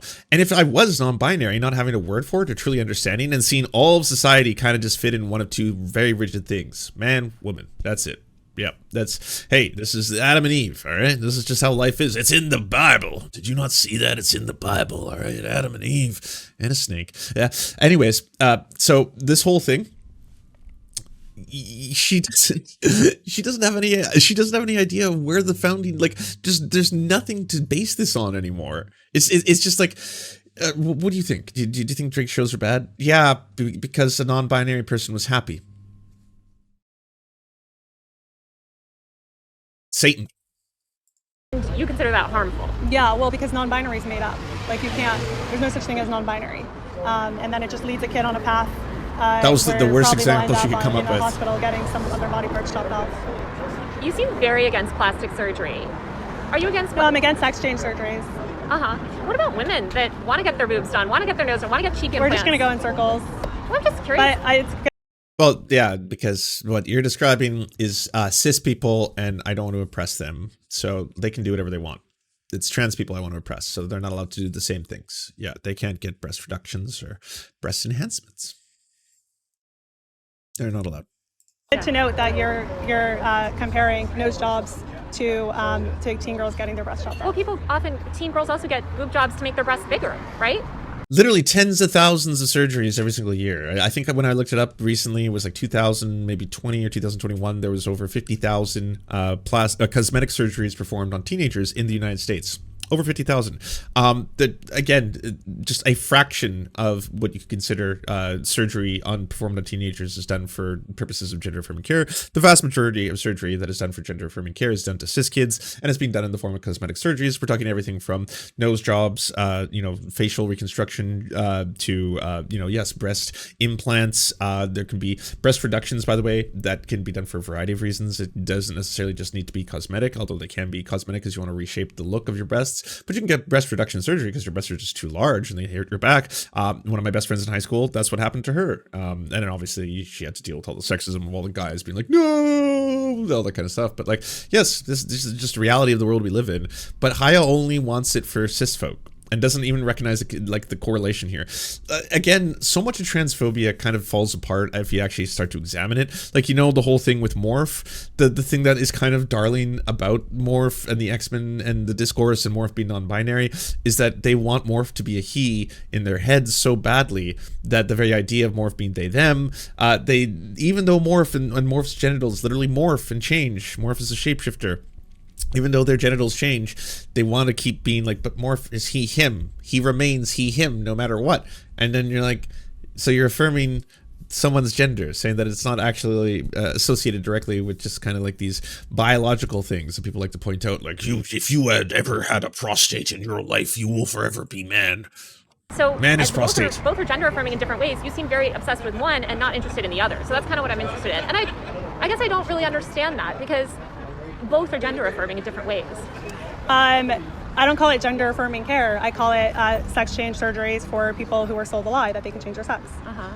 Where do you sort of hope little wordy? That, like all of this I would workshop that more. That you're doing. I know you said you don't have a 5-year plan for yourself, but what if you were sort of like going to describe your platform? What are some things that you'd like to see, meaningful changes in terms of policies, laws? Oh, I want to eradicate gender ideology from public life. From public life completely? Yeah, the whole thing is built on a lie. Well, So she'll play defense with this statement the same way Michael Knowles did, where it's like, oh, I never said I want to eradicate trans people. I said trans ideology. Media ecosystem. There's a focus on youth and women. There's a focus on sort of women under 25, women losing value with age. This is stuff, that's been... I'm a woman in the conservative movement. I never once felt sexualized. You've never felt sexualized yourself, but I'm saying, why don't you speak out about sort of sexual abuse in the straight world, I guess? So you just changed topics. No. I'm saying, like, you're saying we're against the sexualization of kids. Yeah. One group of children that's constantly sexualized is young women. 13-year-old girls, 14-year-old girls are constantly sexualized on the internet, often by conservatives. So I'm wondering, especially given, what some commentary has come from like people at the Daily Wire, for instance, right? They've made comments about young women losing value with age, which is kind of a pedophilic ideology. Why not speak out on that? I've never seen that. I like this line of call out because it's entirely true. I mean, again, the vast majority of offending pedophiles for all the libertarians in the chats, that they are, again, cishetes. They're cis heterosexual men, and they are the overwhelming amount of offenders. And there is certainly something to be said about fucking pedocon theory, right? As in, like, all these conservatives who are constantly talking about groomers and pedophiles. They themselves either turn out to be groomers or pedophiles, or associated with groomers or pedophiles, and that list is massive. If you add associated, so suddenly someone like James Lindsay, who's always calling everything he hates a groomer, and fucking calling breakfast cereals groomers and shit like that. He's called me a groomer a fucking ton of times. Turns out that he's hanging out with the Nexium cult, fucking the inner circle member, the pedophile cult inner circle member, and they're frenzies, and she taught him everything he knows. Like, that's fucking wild. That, like, again, I don't know where the unearned gall of these fuckers comes from, where they're just gonna stand there and genuinely be like, "You're a groomer, you goddamn groomer. Anyways, road trip time." Like, what the fuck? I have no evidence. You've never seen young women getting sexualized? I focus on kids. And you've never seen young girls getting sexualized? Yeah, it's wild. I've seen young girls getting sexualized. I'm referring to the Daily Wire thing. I can't answer Okay, for but that. but let's just talk about young girls. Why don't you speak out about that? Why don't you speak out about sort of heteronormative cisgender men, traditional men, sexualizing young girls, young female girls? I speak out about the sexualization of Oh, so it's only when the queers do it. Yeah, it's only, yeah, no, see, cis dudes doing it. That's just boys being boys, know what I'm saying? Yeah. kids. But you don't speak out about sort of the sexualization of kids by straight people. I don't discriminate on who's sexualizing. Oh, Matt Walsh's rap sheet is fucking ridiculous. Defending John Duggar, Josh Duggar, the actual offending fucking pedophile. Like, god damn. What about Cardinal McCarrick? Again, fucking serial child rapist, serial boy rapist, Cardinal McCarrick, and he's oh well, the problem is the church has a fucking gay problem. And you're like, what the fuck, Matt Walsh? Yeah, not to mention the shit that comes out of Matt Walsh is all about 16 years old is the ideal age of impregnation and all that shit. Fucking sick fuck. Kids. He also, by the way, he just took down his diapers, his diaper babies. They're not for sale on the Daily Wire. They did that quietly. You know, they tried to just kind of like, let's not make a big deal out of this one. Let's just take down the Sweet Baby Gang. Get rid of the Sweet Baby Gang. Fucking Matt Walsh, sex diaper fetish dolls. That's kind of weird. But If the kid's being sexualized. Well, but there's only one group of kids that you're talking about, which is you're concerned about sort of people being sexualized by the LGBTQ community. I'm saying a lot of straight older men. Not necessarily the LGBTQ. I mean, if they're, I don't want straight teachers to be talking about their sexuality in schools either. So you wouldn't be okay with a straight teacher, for instance, discussing their marriage. I think it's weird. Uh-huh. Why would someone discuss their marriage in the classroom? Honestly, I don't know. You were a teacher. I feel like Oh, it doesn't have to be. So this is how I like to rail my husband doggy style. That's not exactly what that has to be. It could also just be like, by the way, I have a husband, or I have a wife, or I have a partner. I happen to be married. I wear the ring, kind of shit. That could be it. It could be like, oh yeah, me and my husband are quite happy. Just that sentence alone, right there. It's like, oh, well, you just sexualize the kids. I think Taylor's doing a great job here, because what's really, really fucked up is that, again, the majority of the fucking violent or fucking horrifying pedophiles and child abusers and all these fucking monsters, they're not the people that she targets. She doesn't actually care about the pedophilia or the child abuse or any of that kind of stuff. She just cares about slandering queer folk, slandering LGBTQ plus people, and getting people to commit acts of violence against them. That's all that she is about. That's her whole ethos. That's what it all comes down to. So when you actually break it apart, you start to ask her, where does this kind of like fascist ideology really originate from? It's COVID was mildly inconvenient, but either way, the mild inconvenience did turn into an empire bigotry. Here we are today, and the whole thing again falls apart completely. sometimes do that. I do think that there is a sexualization of children from straight couples. I mean, I know that I went shopping for a friend recently to find little baby onesies, and when you're looking for little boy baby onesies, a lot of them say, I want, where's my mommy's tits or whatever. You see these kind of, I would say, sexual innuendo on babies' clothes. I've never seen you post about that. I've never seen you post about sort of sexualization from the straight community, I guess. I don't discriminate against who's doing the sexualization. I guess, what are you defining as sexualization? Yes. Oh, please tell me she's going to defend this. Amazing. Yes. Okay. But yeah, you do that. That's all you do. You only discriminate. You're incredibly discriminatory. You target specifically marginalized communities. You go after them. There's no, oh yeah, yet another fucking, like, you wouldn't be friends with like the Matt Walshes of the world, or the Matt Gates of the world, or the James Lindsays of all these fucking weirdos, all these weirdos who are like 1 or 2 degrees of separation away from actual offending pedophiles. But I've never said like, oh look, here's porn in school and the librarian is not straight. No, I don't care who the librarian is. I don't care if they're straight or gay or trans or whatever they want to say they are. Yeah, I just think it seems, I guess I wonder why you don't focus on sort of like young girls as a woman. I mean, were you ever sexualized as a young child? No. I find that interesting because I think all women kind of experience that, although it depends on your community. But I do think that there's a focus on women and age as well. And there's this notion that women lose value as they age. And I know I hear that all the time in my comments from conservatives. I've never once seen that. You've never seen that? No. I feel like I've never seen a conservative figure say that women lose value when they age. Why do you think there's such an obsession about women and ages then? Women, I've never known there was an obsession. What? Seth Dillon? Babylon Bee? You can probably pull up like hundreds of examples alone. Really? Yeah. Huh. Women and ages? Yeah. There is a notion, especially platformed by conservative media, that women lose value as they get older. You see this espoused constantly when people are talking about reproductive capabilities. Oh, her eggs You're are saying dried when up. they promote like family values, like, oh, you should get married and have kids? Is that what you call sexualization? No. I'm talking about more derogatory remarks made against women and their age. I bring it up because I think a lot of your fans seem to obsess about women and ages, and so it's misogyny at its core, and I never see you speak up about that. So I was just kind of curious about. Yeah, I mean, I guess I'm wondering like why you don't speak up about the sexualization of kids. I don't think it's a problem. I don't see. That's like the 6th time now. I mean, this is almost over, but she's still doing that thing where she's just straight up like, well, what about you? I guess I don't see as much. Do if you I saw condemn an it? example of a child being sexualized, of course I have a problem with, certain things. I will actually, I will say. So do you think we should give kids porn in school? The images of like gay sex? I went to public school, and in public school, at least when I was growing up, we were absolutely given literature, explaining sex, educating people. It had pictures of like anal sex? Oh, absolutely. And it actually talked about condom use. What grade? God, I mean, I don't remember, but certainly probably middle school. I think that's when we had sex ed. So you think like books like Genderqueer, This Book is Gay, we should give that to kids in school? I have not read those books, so I don't know. But I do think that it's important to educate kids about sexuality, if nothing else, because, I have spoken to women that were abused sexually when they were young, very young. And one thing that they've told me is that they wish that they had the language to talk about it, and they weren't educated. They grew up in I only know 2 that I've spoken to about this, but they've grown up in sort of societies where they weren't very educated about sex ed. They didn't receive sex ed in class. They went to a Catholic school or other sorts of schooling.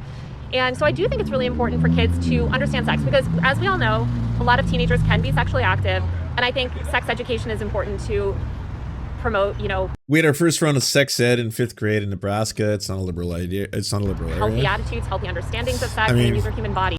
Eventually, they are going to eliminate all and any sexual education, and it's just going to go directly to like abstinence-only programs, like all abstinence-only programs. You can't just expect to send kids off at 18 with absolutely no sex ed and then think that they can function in the world. So we should give kids like pictures of gay sex in middle school and actually elementary school, some of them. I mean, you tried. No one can say you did not try. In fact, yes, I would say categorically in this instance, you did try. You tried. I guess I'm wondering what you consider that. I think. Do you want to see a picture? Well, I don't know, but I mean, are you talking about the Oh, ones this that you is posted on? the infamous clip. Yeah, that's a blowjob. On your Twitter account? I guess those don't look like what I received. I'm not going to roll the dice unless has Hassan done this. I know if Hassan does it, everyone else is allowed to on this. But like, you could even make a case that maybe it would be TOS okay, in the sense that, again, it's not an actual penis. It is simulating oral sex on a plastic object. I mean, the same thing could be said about if you were to like take a carrot and like, did that thing, or popsicle, if you did the same thing right there, right? Like, these are inanimate objects that are being simulated to appear or to look like, yes, someone like, and then at that point in the story, the person who's writing it uses that to explain how that person discovered that they were asexual. And that's like, again, it's not the way that they're framing it on the right. They keep using, because this is a big example. Like fucking Tim Pool had that book on their desk. Like it's just right there. I'm guessing at any given time, if like, you know, Emma Vigland or someone else is going to be like, I guess it's fine to show to kids. You seen this page? Blowjob right there. Blowjob. Real blowjob happening, cartoon blowjob in the book there. Yeah, so what do you have to say about that, right? It's just good to go. It's just ready there, weaponized. When I did sex ed, but I think sex ed is important because it actually helps. So you didn't have those types of things when you were in school? Oh no, we had sex ed. I'm saying the images I posted on my Twitter. Did you, when you had sex ed in school, did you not get books with graphic with imagery? pictures of gay sex? I remember. I don't know. I don't remember how old you are, but I like how she specifically keeps saying gay sex too. It's like, but it's not just any sex. We're talking gay sex, all right? Yeah, I know. I grew up in the 90s when HIV and AIDS was a big thing, and we certainly learned about gay sex in school. So those pictures I posted on my Twitter, you had graphics like... Oh yeah, I was so paranoid. I remember getting that. I think maybe it was grade 6. I think it was probably like grade 6 where, yeah, that was when we got our sex education. And I genuinely believed that you get like STDs like almost in any sexual encounter without like wearing a condom. It's like, oh yeah, the odds are so high. You're gonna get an STD. Like, please, let me preface this by saying, if you are going to have sexual encounters with people, sexual partners, yes, wear condoms. They have been shown to be safe, effective, and can reduce the spread of HIV. That being said, after like having sex once, I remember being like, oh my god, I probably have AIDS. It's like the way it was described is back then, like they would go through the trouble of being like, you know, if you I thought you could get AIDS from just sitting on toilet seats. That's how intense it was. It was like, if you touch a plate that a person who had AIDS touches, you most likely will not get AIDS. I was like, most likely will not get AIDS, but there's a potential chance. Well, I guess if you had a cut on your hand or something, and then that person also had a cut on their hand, and then the blood went onto the plate, and then the plate, and you rubbed that with the, and then you washed it, and even then, it's like, what the fuck? But I was like, oh god, yeah, I was like so hyper paranoid about it, where I figured you could just get AIDS by anything. It's like, you cannot get AIDS by sitting on a public washroom toilet seat. I was like, okay, that's good. If there's a needle near the public washroom toilet seat and you sit down and the needle pricks you and the needle was used by someone who had AIDS, you could get AIDS, you know, stuff like that, where you're just like, oh my god. How many books in public schools had straight sex? Well, all of them. All the books in the public schools were about straight sex. There's so many romance novels in public libraries. Like, I mean, if you are someone who enjoys erotic literature, you can go into a public library and get a whole bunch of books, and yes, you will read about women being carried off by fucking, I don't know, sailors or something. It's not my genre de enjoyment, you know. I actually don't know. I don't remember, to be honest. But I do think that it's really important to But knowing those pictures, you seem to know. My teacher told us you can get AIDS from public toilets, and for like 3 weeks I thought I was going to die. Like, the truth of the matter is that like so much of the fear of AIDS and HIV really boils down to the fact that like people were using it as this also like this additional fear to just gay people in general. Whereas like the majority of gay people I know, and the majority of people who party, or even some of the younger people who still like, you know, go clubbing and still have, you know, multiple sexual encounters with lots of people, they're also incredibly diligent compared to, I'd say, their straight counterparts in terms of getting repeated, checkups, health checkups, STD checkups, physicals, like that kind of stuff. Like straight men, unfortunately, predominantly are like really hesitant to go to doctors and hesitant to get things looked at. And like, think of how stubborn I'm sure a lot of your like, you know, fathers or grandfathers were, where it's just like, yeah, your tooth's like rotten right out of the mouth there, grandpa. You gotta go get that looked at. Nah, dentist controlled by the devil. And you're like, what? Yeah, but he's not though. You know him. His name's Peter. He's nice. We went to his bar mitzvah. And either way, you should probably get that tooth taken out. It's looking rough. Looking real rough. Very well what those pictures are. Do you think I don't. I've seen you kept referencing it. Well, Twilight had a straight sex scene in the book, actually. Oh, I didn't know that. I've seen you post things, then but I I should don't pull know. it up. Okay, I gotta skip by, but this part is the vile part that I'm sure you've all seen. It's quite funny in that they're just in the middle of a conversation, and then like just in the middle of it, all of a sudden she's like, "That's a blowjob." Taylor Lorenz. I'm sorry, what? Like, and the way that you think about growing your media empire. Here, this is a blowjob. Oh, good. Oh, you don't even see it. No, we're fine. I'm blocking it. What I don't know what book this is from. Genderqueer. Okay. So should the Oh. Thank God for sunlight reflection. Oh, there we go. Phew. I think I'll be all right. I think we're fine. Unless I was, of course, to just grab the book from behind me. Because then you could all see it. Yeah, you can all see for yourselves. I don't know, Kai, because I haven't seen the rest of that book. I don't know what's in there. but there is a context that it would be okay to give kids pictures like that of gay sex, anal sex, and I guess. You keep saying gay sex, right? I believe the individual in question is non-binary, and I believe that they are asexual, and I believe that they learned through this experience that they did not want to have sexual encounters. Sorry, aim. So if anything, it's pretty ridiculous to keep bringing this up. It's like, that's gay sex, hardcore gay sex. Yeah, you see it, blowjob. I guess sex pictures in school. I don't know because you know who I would defer to on that. Just because neither of us are sex educators, I would defer that question to a qualified professional, a sex educator, and say, "Hey, you're an expert. You've treated." Here, give me 1 second. I'm gonna pull it up, but I don't want to put it on screen. But I want to see if I can read that exact question, because it's the same blowjob. This is like the blowjob seen throughout the world. It's the one that everyone keeps using on the right, from fucking Tim Pool calling Emma Vigeland a pedophile to even right now. You've educated tons of people. You're a full-time sex educator. You've really studied this. What are the appropriate boundaries? I don't think that myself as a journalist or a media personality, I don't think I'm the right one to make that decision. And I guess I'm wondering why. I have seen sex educators say that they want these books in schools. Okay, hold on. I'm just opening the pages. I would want to talk to the sex educator and I'm rely on looking whatever for the sex educators the say. scene. I'm wondering why you feel like you're qualified to be a sex educator when you have no background in that. I don't want to be a sex educator. I just don't want to give kids porn in school. I totally understand. Tell me a little bit more about sort of, just to change topic, about your content world. You put out a lot. You've got a whole staff now. How do you... Okay. It's 167, first off, the 167 pages of content before this infamous scene is shown. Fast forward. We've been dating for 2 months. We've made out. We've had sex. We've moved on to sexting at work. I got a new, where is it? I can't wait. Holy shit. This is the most turned on I've ever been in my life. I'm dying. But I can't feel anything. Let's try something else. Of course, love. And again, it's a strap-on. Everything we did today was a good experience, but now that I've had sex, I'm not sure I really need it anymore. Trying to get off in front of someone is kind of weird. Again, this is not like, this is how you have the gay sex. The gay sex tutorial is here. Now you see, the secrets have been revealed. You can go off and have super gay sex. See your business growing, and what areas would you like to expand into? I'm not going to get into my business strategy.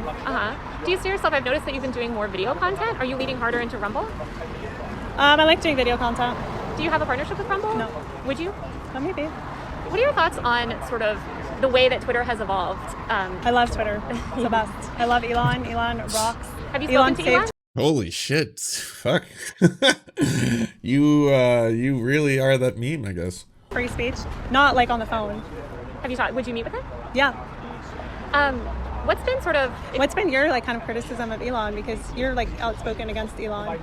I'm a huge supporter of free speech and free expression, and I haven't liked the way that Elon has kind of arbitrarily banned journalists. I think that's a little concerning. Who did he ban? Oh, many. I mean, he banned, I think he banned Tyler Brown, the researcher. He banned, Matt obviously, Binder. myself, Drew Harwell, other journalists. Yeah. So how do you feel about all of the conservatives that were being banned left and right when Jack Dorsey had Twitter? Do you not have a single thought that is not just trying to reverse Uno card everything? Like every single time. And like every moment that she's done this, she's been immediately met with like, oh, well, yes, here's the answer that you're looking for, right? Because you're trying to do all these like gotchas nonstop. And it's like, oh, well, yeah, so here's a lot of examples of journalists. Okay, so what about the conservative journalists who got banned? I'm of the personal opinion, and I've said this on Twitter and many times, that, look, it's up to every private platform to set their own community guidelines. I'm not a huge believer in permanent bans. And I've always said that. And I defend that in the sense that these platforms evolve and people's usage of them evolve and people evolve. As you just said, you weren't even you were a completely private citizen 5 years ago. You had no political ideology. Now you have a political ideology. You're a very different person. So when I got banned from Twitter, you were upset at that? Like you thought that was wrong? I don't remember you getting banned from Twitter. I got banned a few times. Not permanently, but... previous to Elon. Yeah. My feeling about any bans is that there should be a path to redemption, should you say. That doesn't mean that I don't think that it's in the right prerogative to ban people for 5 years, 10 years, whatever. I just personally feel like if you're going to issue lifetime bans, you should give people a path to abide by community guidelines. If you join back on and you break community guidelines again, look, that's on you.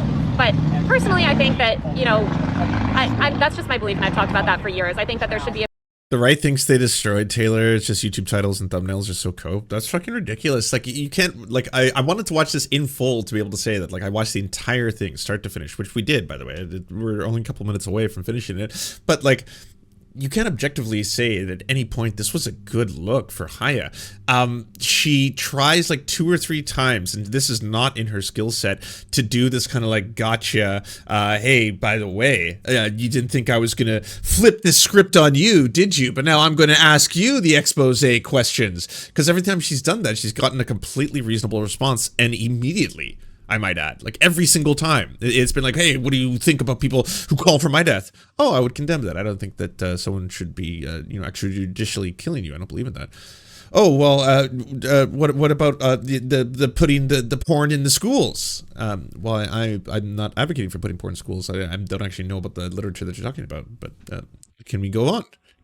path to abiding by. If somebody says, hey, look, I know I broke community guidelines, I know what I was posting was wrong, and in sort of violating those rules, I could see tech companies allowing that back. And actually, that's what Elon has done, right? I mean, he reinstated all those people that were permanently banned. Elon is the greatest free speech warrior, I think, of all time. Oh my god. Go. She's going full Matt Taibbi on this one. He'll betray you. He betrays all who don't have but the utmost loyalty at all times. Well, I try to think what else. I feel like I've gotten through. Yeah, I think that's it. I think we're good. He's the greatest free speech nothing warrior. Much, you know, I'll just continue making fun of the media like I do best. I still can't. I don't think you answered me to begin with. But what are some of your favorite media outlets? I said I like independent journalists. Like who? Like some of the people I follow on Twitter have the best news. Like who? Like who are your top 3? I would say, first of all, I love Daily Wire. You know, I like no surprise here. Matt Walsh. I like everything they do. I like Kelsey Breeze. I really like Jack Posobiec. Shout out to Jack. He's great.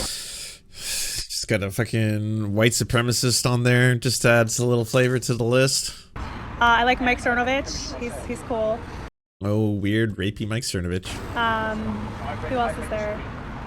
Yeah, there's a few others. Are you still on Substack, by the way? I know you had a Substack at some point. Yeah. What are your top media place for news? 404 Media.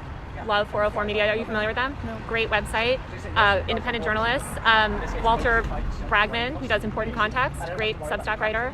A huge fan of his work. God, there's so many. Matt Bellany, Lucas Shaw, Julia Alexander. Yeah, great people. So I thought Taylor Lorenz did absolutely phenomenal for the vast majority of this. Honestly, my only real criticism would have been to stop just granting them the ability or even the platform to say gender ideology, right? Like that one you could just pretty much discount as like, you know, I mean, she even walked into a pretty effective trap at some point saying that gender isn't real. And then I didn't think I'd ever see Libs of TikTok say that out loud, but then immediately, I guess she was trying to go after Foucault and did a whole like, because it was invented by a pedophile. It's like, no, I think what you're trying to say, because I can tell everything was basically just a handful of slogans that she's picked up from there's your sources, right? The Daily Wire, essentially. The Daily Wire, Mike Cernovich, Jack Posobiec, you know, the white supremacist. She's basically picking up just parts and crumbs, but doesn't fully understand all of it. Like if you listen to Jordan Peterson, you might be able to tell somebody, hey, by the way, we got to talk about this radical gender ideology. It started by postmodern neo-Marxist, and obviously that it has its origins in a lot of what the current, you know, I can say queer ideology that has its origins in, which of course would be Foucault, who, if you didn't know, was a pedophile, who advocated frequently for the legalization of, you know, child-adult relationships, and consensual, he would state, but still certainly advocating for pedophilia. So that's the, like, I think that's what she tried to get at, but all she could really remember was like, gender is made up, actually. It was invented by pedophile.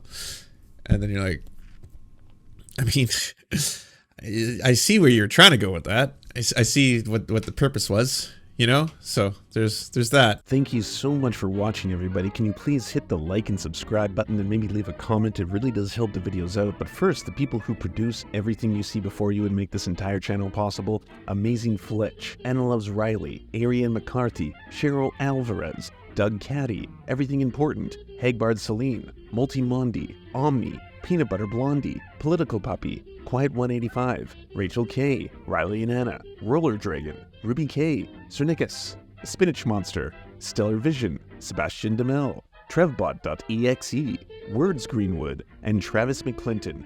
And also, thank you to every other person who helps fund this show. Their names are on the screen right now. It would not be possible without every single one of them. We cannot thank you enough. And if you want to join the Patreon, please come to patreon.com/theserfs and help us exist.